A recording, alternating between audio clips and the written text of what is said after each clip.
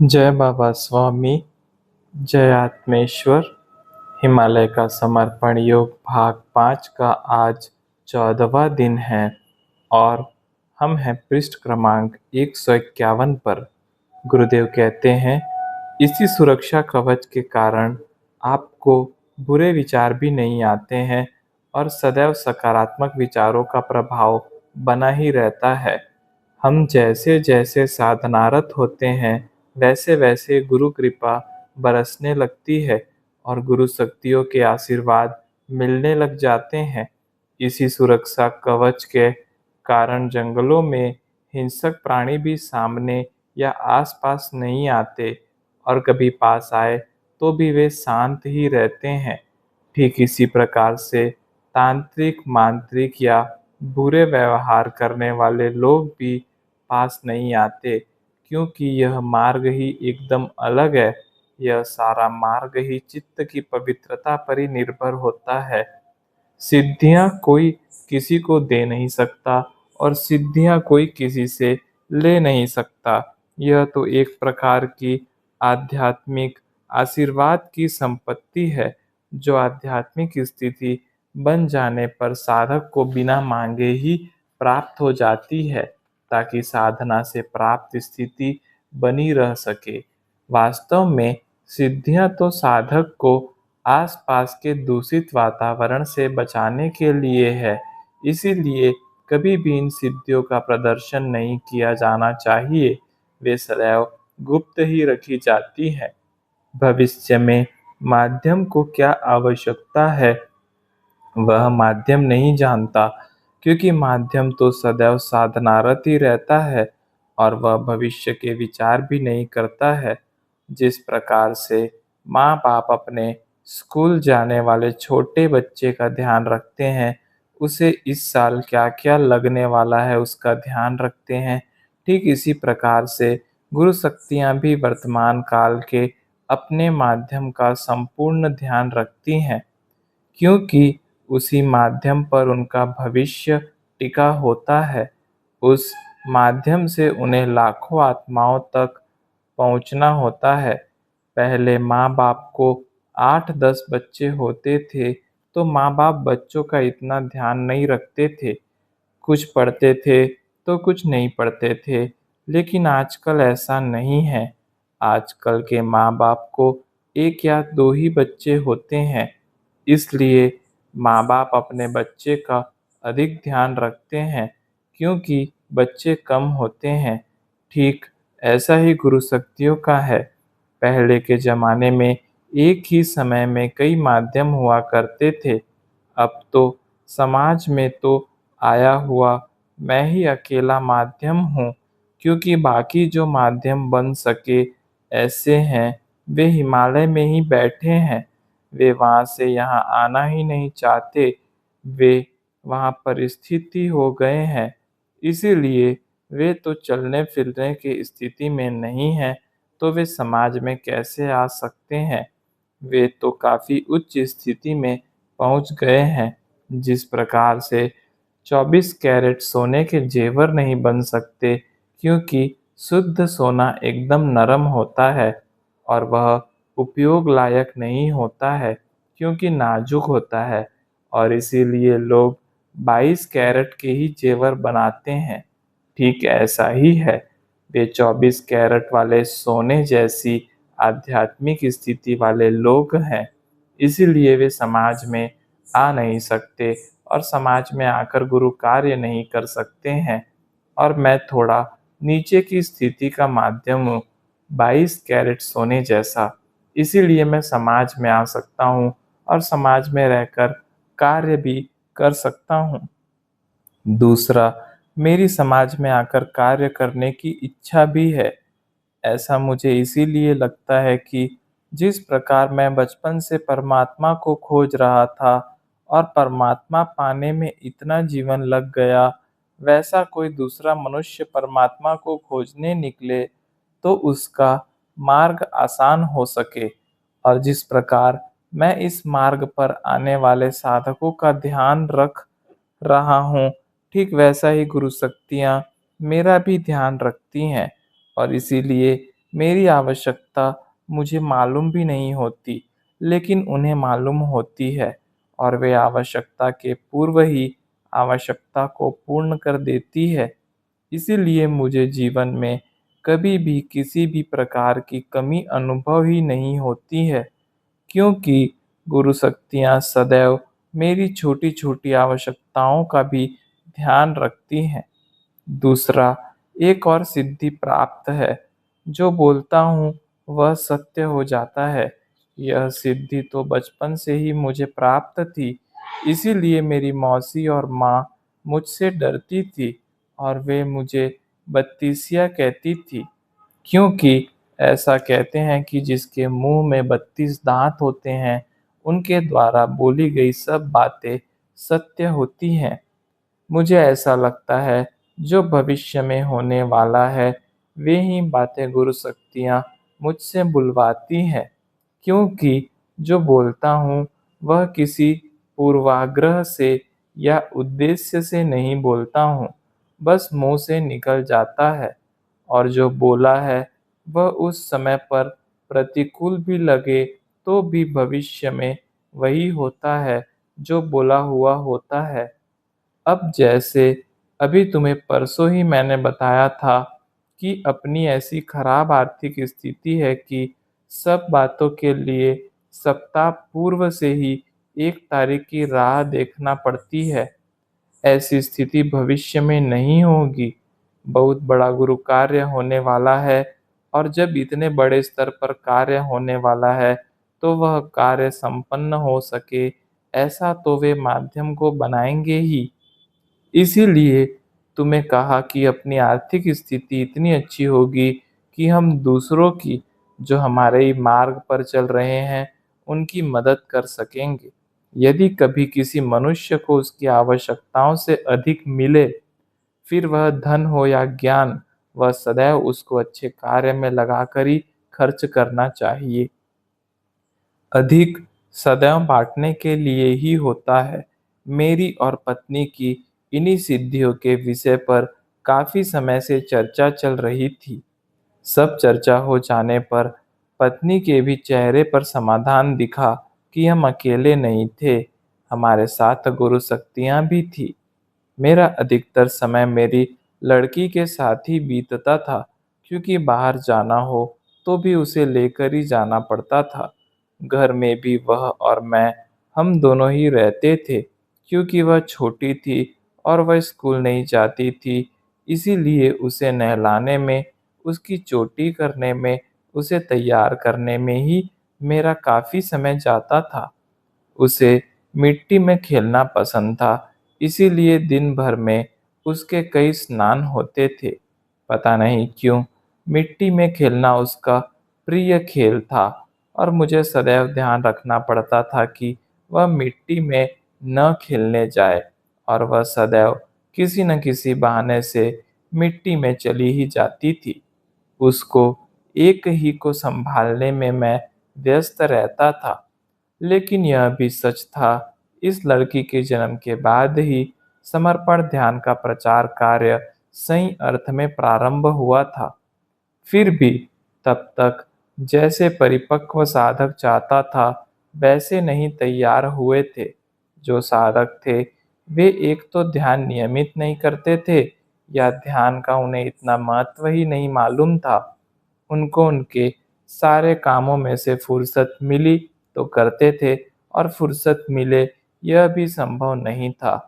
ध्यान के लिए तो समय निकालना पड़ता है, उतना ज्ञान उन्हें नहीं था।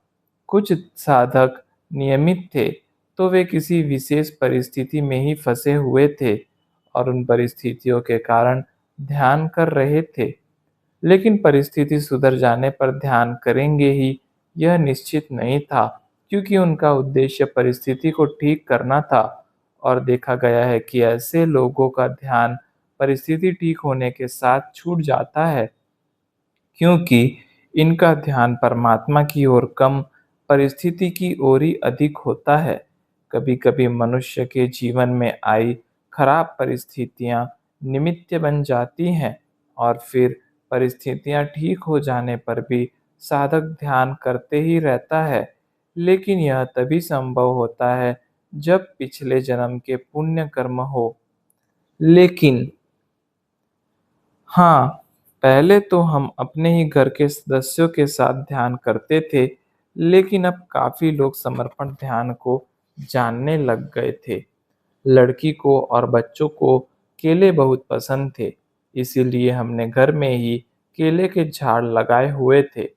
इसीलिए किसी न किसी झाड़ को केले लगे ही रहते थे।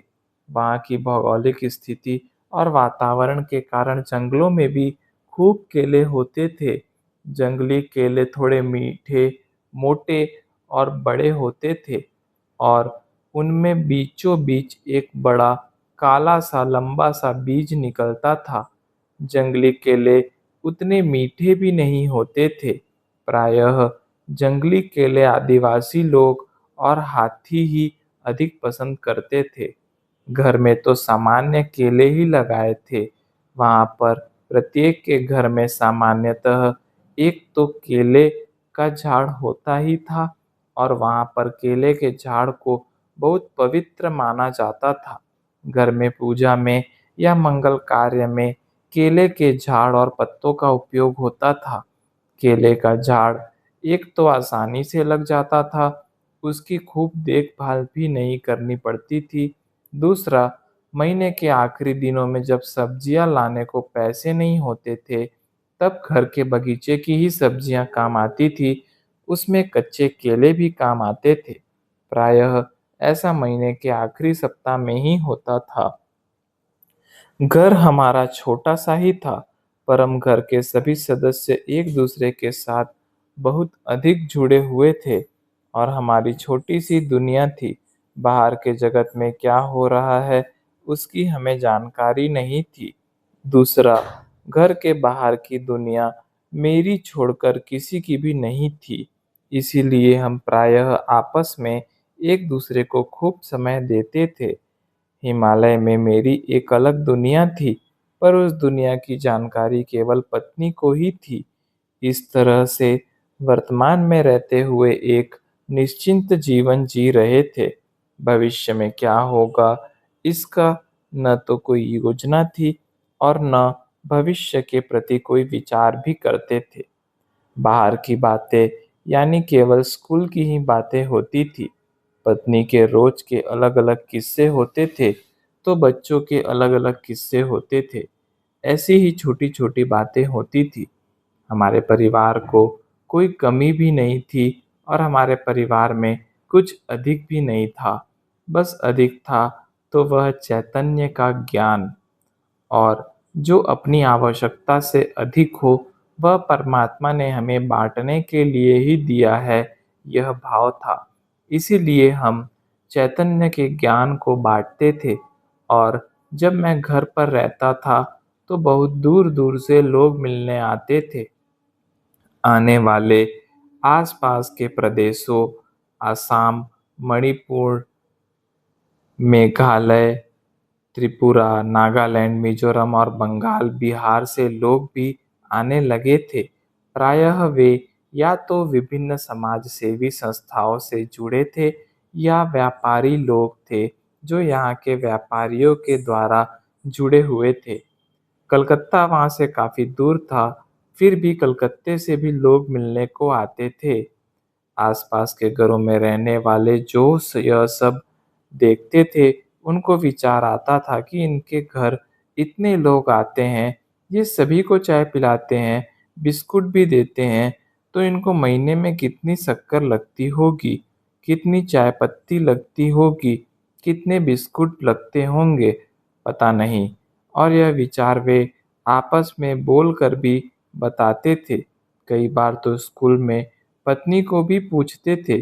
पत्नी बोलती थी, ऐसा कभी हमने सोचा नहीं, बस काम चल जाता है।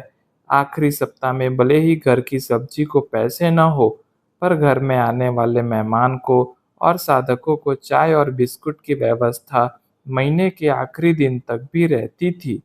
और कैसे होती थी वह पता नहीं, पर होती थी। कभी कभी सुबह 5 बजे भी ध्यान का कार्यक्रम रखा जाता था और सुबह के ध्यान में भी काफ़ी लोग आते थे। पत्नी मूली के पत्ते और अजवाइन आदि का एक काढ़ा बनाकर ध्यान के बाद सबको पिलाती थी। वह लोगों को बहुत अच्छा लगता था। रोज कुछ न कुछ नया हो रहा था और रोज कुछ न कुछ नए अनुभव आ रहे थे। कब सुबह होती थी, कब शाम होती थी, यह पता भी नहीं चलता था। तब घर पर ही मेरे छोटे-छोटे 10-12 लोगों के कार्यक्रम होने लग गए थे, जो प्रायः रविवार को या छुट्टी के दिन रखे जाते थे, जो निश्चित समय पर ही होते थे। कार्यक्रम के बाद मैं अनुभव करता था, आज मैं क्या बोल गया और यह ज्ञान मुझे कहाँ से आया? मुझे मेरा ही अचरज लगता था। मैं बचपन से ही मुख दुर्बल व्यक्ति था। शिक्षा के समय भी क्लास में किसी बड़े लड़के के पीछे छुप कर बैठता था ताकि शिक्षक मुझे देख ही न पाएँ। मेरी मौसी ज्योतिषी थी। वह कहा करती थी कि मेरी पत्रिका में बुध ग्रह कमजोर है, तभी मैं ठीक से बोल भी नहीं पाता हूँ। त, त, प, प करते हुए बात करता हूँ और नौकरी में मार्केटिंग में पर्दे के पीछे रहकर केवल दिशा निर्देश का ही कार्य किया था। कभी किसी से अधिक बोलना भी पसंद नहीं था। घर में भी कोई अपरिचित आ जाता तो शर्मा कर बाहर चला जाता था। पता नहीं क्यों, लड़कियों से तो बहुत ही शर्माता था, इसीलिए लड़कियों से दूर ही रहता था। नौकरी में कार्यालय में सहकर्मी लड़कियां न के बराबर थी, यानी कोई अपरिचित आ जाता तो इससे अब क्या बात करे पता नहीं, यह सोच कर ही बाहर चला जाता था। तब मैं ऐसी पृष्ठभूमि वाला मनुष्य कैसे-कैसे गहन आध्यात्मिक विषयों पर बोल रहा था, जबकि उन प्रवचनों की कोई तैयारी नहीं करता था और जो बोलता था, वह मेरे लिए भी नया ही होता था।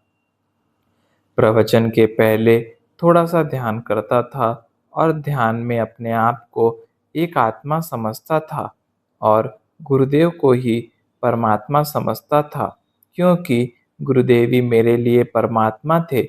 मैंने सदैव परमात्मा को मूर्तियों में और समाधियों में नहीं, शरीर में ही पाया था। जिस प्रकार से परमात्मा के भी कई रूप हैं, वैसे मेरे गुरु भी कई रूपों में थे, लेकिन वे सभी मेरे लिए परमात्मा ही थे। ध्यान में ही गुरु शक्तियों में समाहित हो जाता था और फिर गुरु शक्तियाँ ही मुझसे बुलवाती थी।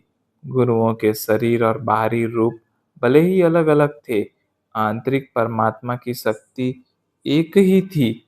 ऐसा लगता था कि परमात्मा की विश्व चेतना तो एक ही है, लेकिन वह हमें गुरु शक्तियों के माध्यम से मिली, इसीलिए हम उसे गुरु शक्तियाँ कह रहे हैं। कभी-कभी तो क्या, करीब-करीब सदैव ही मैं अपने ही प्रवचन की बातें स्वयं ही बोलता भी था और सुनता भी था। ये दोनों क्रियाएँ बोलने की और सुनने की एक साथ ही चलती थी।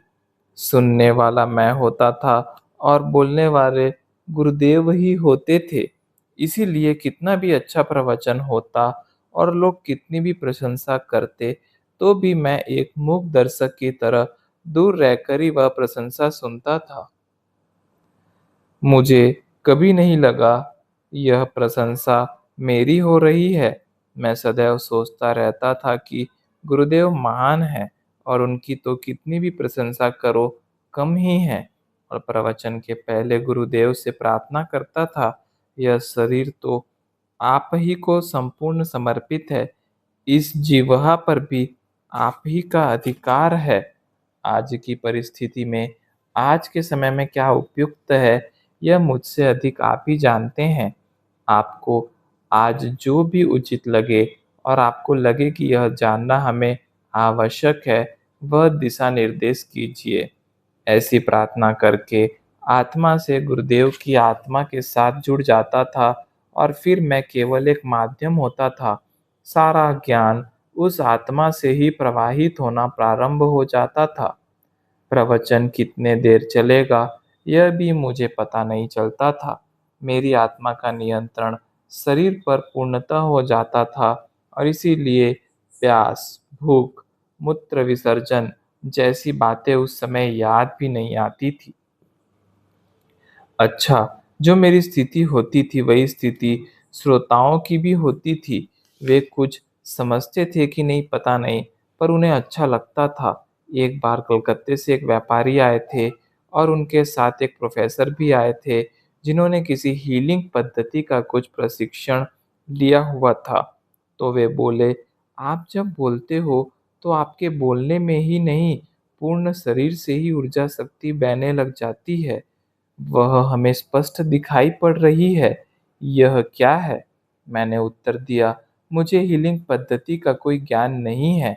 मैं तो मेरे गुरुदेव को ही परमात्मा मानते हुए अपने आप को उन्हें समर्पित कर देता हूँ। अपनी आत्मा से उन्हें समर्पित हो जाता हूँ। इस पूर्ण प्रक्रिया में मानना ही सबसे महत्वपूर्ण प्रक्रिया है, क्योंकि हम जितना मानते हैं, उतना अपना ही भाव बढ़ता है और जितना भाव बढ़ता है, उतना ही हमारा चित्त शुद्ध होने लगता है। सबसे महत्वपूर्ण है भाव। और जब किसी को हम भगवान मानते हैं, तो वह जिसे हम मानते हैं, वह भी वास्तव में भगवान नहीं होता। वह भी भगवान का माध्यम होता है और फिर इसका भी कोई महत्व नहीं होता कि वह कितने प्रतिशत शुद्ध माध्यम है। आप उसे भगवान मानते हैं तो आप ग्रहण करने की चरम सीमा पर पहुंच जाते हैं। वह आपके और भगवान के बीच माध्यम का निमित्त तो बना। लोग गुरु को तौलने में ही उम्र निकाल देते हैं, लेकिन यह केवल मनुष्य को भगवान मानते समय ही होता है। क्या पत्थर को भगवान मानते समय मनुष्य कभी विचार करता है, यह भगवान की प्रतिमा शुद्ध और पवित्र पत्थर से बनाई है क्या? इसे बनाने वाला कारीगर पवित्र और शुद्ध था क्या? इस प्रतिमा की प्राण प्रतिष्ठा अच्छे पहुंचे हुए संत ने की थी क्या? इस प्रतिमा की पूजा अर्चना करने वाले लोग पवित्र हैं क्या? नहीं, ये सारे प्रश्न पत्थर को भगवान मानते समय नहीं करता। क्यों? यानी माध्यम भी निमित्त ही होता है। आप किसी को भगवान मानते हो, यही आत्मा की सबसे अच्छी आध्यात्मिक स्थिति होती है। जय बाबा स्वामी, जय आत्मेश्वर।